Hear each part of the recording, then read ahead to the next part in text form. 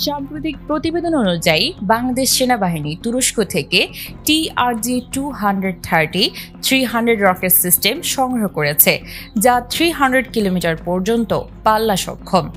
বর্তমানে তারা type MLRS multiple launch rocket system বা স্বল্প দূরত্বের ট্যাকটিক্যাল ব্যালিস্টিক মিসাইল সংগ্রহের দিকে এগিয়ে যাচ্ছে। এই টাইপের রকেটগুলো টাইপ এ হিসেবে পরিচিত এবং এগুলো ক্যালিভার ও রেঞ্জ উভয় দিক থেকেই অত্যন্ত বিধ্বংসী।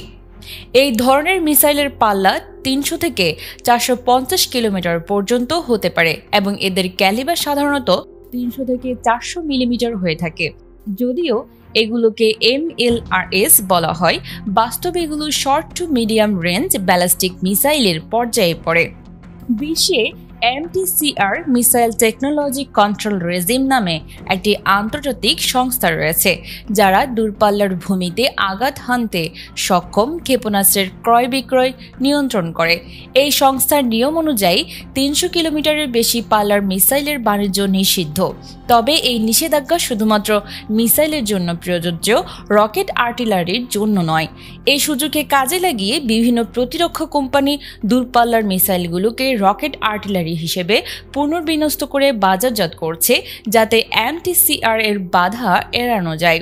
2017-18 সালে বাংলাদেশ সেনাবাহিনী টাইপ MLRS সংগ্রহের জন্য ইভ্যালুয়েশন নোটিশ জারি করেছিল, যেখানে সর্বোচ্চ রেঞ্জ চাওয়া হয়েছিল 280 থেকে 300 কিলোমিটার। বাংলাদেশ এই শ্রেণীর রকেট সিস্টেম চীন, তুরস্ক বা সার্বিয়ার মতো দেশ থেকে সংগ্রহ করতে পারে। এই রকেট সিস্টেমগুলো GPS গাইডেড, অর্থাৎ রেঞ্জের মধ্যে নির্ভুলভাবে নির্দিষ্ট লক্ষ্যবস্তুতে আঘাত হানতে সক্ষম।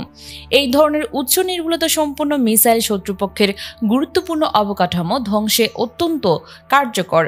বাংলাদেশ যদি টাইপ MLRS সংগ্রহে সফল হয়, তবে এটি ভারতের স্থলবাহিনী ও সীমান্তবর্তী এয়ারবেসগুলোর জন্য এক ভয়ঙ্কর হুমকি হয়ে দাঁড়াবে।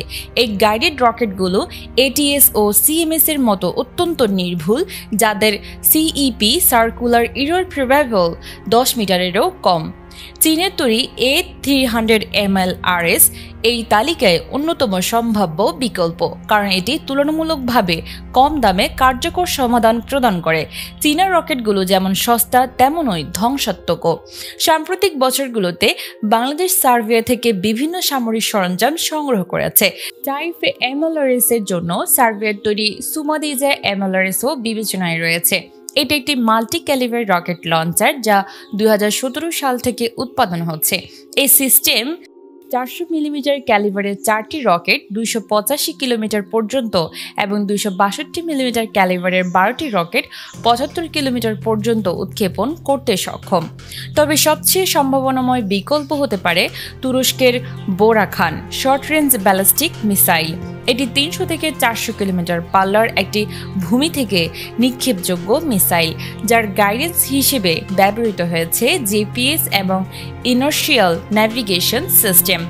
2019 সালে বাংলাদেশের প্রতিনিধি দল এই মিসাইল সিস্টেম পরিদর্শন করেছিল।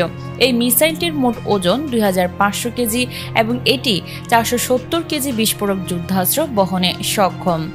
নিউজ ডেস্ক, নাইমা সিদ্দিকা, ভোরের আকাশ।